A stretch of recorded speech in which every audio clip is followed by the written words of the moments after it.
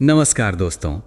ज़रा एक पल के लिए सोचिए, अगर किसी दुकान में दो घड़ियां रखी हों, एक की कीमत 500 रुपये और दूसरे की कीमत 50,000 रुपये, तो आप किस घड़ी को ज़्यादा ध्यान से देखेंगे? दिलचस्प बात यह है कि ज़्यादातर लोग महंगी घड़ी की तरफ ज़्यादा आकर्षित होते हैं। भले ही वे उसे खरीदने की सोच भी ना रहे हों, फिर भी उनकी नज़र सबसे पहले उसी पर जाती है। ये सिर्फ घड़ी की बात नहीं है। कपड़े, मोबाइल, कार, जूते, यहाँ तक कि कॉफ़ी तक, जैसे ही किसी चीज़ की कीमत बढ़ती है, हमारे दिमाग में उसका महत्व भी बढ़ जाता है। लेकिन सवाल ये है कि ऐसा क्यों होता है? आखिर इंसान का मन महंगी चीज़ों की तरफ इतनी जल्दी क्यों खिंच जाता है? असल में ये सिर्फ पैसे की बात नहीं है, ये हमारे दिमाग की मनोवैज्ञानिक संरचना से जुड़ा हुआ है। हमारा दिमाग कीमत को अक्सर गुणवत्ता से जोड़ देता है। जब हम किसी चीज़ की ऊंची कीमत देखते हैं तो हमारा मन तुरंत मान लेता है कि ये चीज़ ज़रूर बेहतर होगी। भले ही हमने उसे इस्तेमाल ना किया हो, फिर भी हमारा दिमाग उसे ज़्यादा अच्छा समझने लगता है। इसे मनोविज्ञान में प्राइस क्वालिटी इफेक्ट कहा जाता है। यानी अगर कोई चीज़ महंगी है तो हमें लगता है कि वो ज़्यादा अच्छी होगी। कई कंपनियां इसी मनोविज्ञान का फ़ायदा उठाती हैं। वे अपने प्रोडक्ट की कीमत ज़्यादा रखती हैं ताकि लोगों के दिमाग में उसकी वैल्यू बढ़ जाए। लेकिन कहानी यहीं खत्म नहीं होती। इसके पीछे एक और गहरा कारण है, स्टेटस यानी सामाजिक प्रतिष्ठा। इंसान एक सामाजिक प्राणी है और हम सब के अंदर कहीं ना कहीं ये इच्छा होती है कि लोग हमें अच्छा समझें, हमारी तारीफ करें और हमें सफल मानें। महंगी चीज़ें अक्सर समाज में एक प्रतीक बन जाती हैं, सफलता का, ताकत का और प्रतिष्ठा का।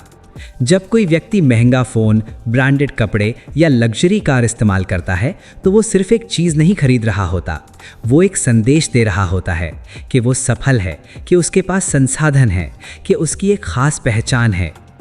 इस मनोविज्ञान को समझने के लिए हमें अपने इतिहास की तरफ भी देखना होगा। हज़ारों साल पहले इंसान छोटे छोटे समूहों में रहता था। उस समय भी समूह में अपनी जगह मजबूत करना बहुत ज़रूरी था। जो व्यक्ति ज़्यादा ताकतवर, सक्षम या संसाधनों वाला दिखता था, उसे समाज में ज़्यादा सम्मान मिलता था। आज समय बदल गया है, लेकिन हमारे दिमाग की कई पुरानी प्रवृत्तियां अभी भी वही हैं। आज ताकत दिखाने का तरीका बदल गया है। पहले ताकत शिकार करने या ज़मीन के मालिक होने से दिखती थी, आज ये महंगे सामान से दिखाई जाती है। एक और दिलचस्प मनोवैज्ञानिक कारण है दुर्लभता का प्रभाव। जब कोई चीज़ कम मिलती है या सीमित होती है तो हमारे दिमाग में उसकी कीमत और बढ़ जाती है। अगर कोई ब्रांड कहता है कि उसका प्रोडक्ट लिमिटेड एडिशन है या बहुत कम लोगों के पास है, तो अचानक वो चीज़ और ज़्यादा आकर्षक लगने लगती है। हमारा दिमाग दुर्लभ चीज़ों को ज़्यादा मूल्यवान मानता है, इसलिए कई ब्रांड जानबूझकर अपने प्रोडक्ट को सीमित मात्रा में बनाते हैं ताकि लोगों में उसकी चाहत और बढ़े। इसके साथ ही एक और दिलचस्प पहलू है भावनात्मक संतुष्टि। जब कोई व्यक्ति कोई महंगी चीज़ खरीदता है तो उसे सिर्फ उस चीज़ से फ़ायदा नहीं मिलता, उसे एक भावनात्मक अनुभव भी मिलता है। उसे लगता है कि उसने कुछ खास हासिल किया है। महंगी चीज़ खरीदने के बाद कई लोगों को एक तरह का गर्व महसूस होता है। उन्हें लगता है कि उन्होंने अपनी मेहनत का इनाम खुद को दिया है। यही भावना उन्हें उस चीज़ से और ज़्यादा जुड़ा हुआ महसूस कराती है। लेकिन यहाँ एक और मनोवैज्ञानिक खेल भी चलता है, तुलना का खेल। इंसान अक्सर अपनी खुशियों को दूसरों से तुलना करके मापता है। अगर किसी के पास महंगी चीज़ है और दूसरे के पास नहीं, तो उसे अपने आप में एक बढ़त महसूस होती है। सोशल मीडिया ने इस तुलना को और तेज़ कर दिया है। आज लोग अपनी नई कार, नया फ़ोन या ब्रांडेड कपड़े सोशल मीडिया पर दिखाते हैं। जब दूसरे लोग इसे देखते हैं तो उनके मन में भी वही चीज़ पाने की इच्छा पैदा हो जाती है। धीरे धीरे ये एक मनोवैज्ञानिक चक्र बन जाता है। एक व्यक्ति कुछ खरीदता है, दूसरा उसे देखकर प्रभावित होता है और फिर वो भी वैसा ही करना चाहता है। लेकिन सच ये भी है कि कई बार महंगी चीज़ें वास्तव में बेहतर होती हैं। उनकी क्वालिटी, टिकाऊपन और डिज़ाइन बेहतर हो सकता है। इसलिए ये कहना गलत होगा कि हर महंगी चीज़ सिर्फ दिखावे के लिए होती है।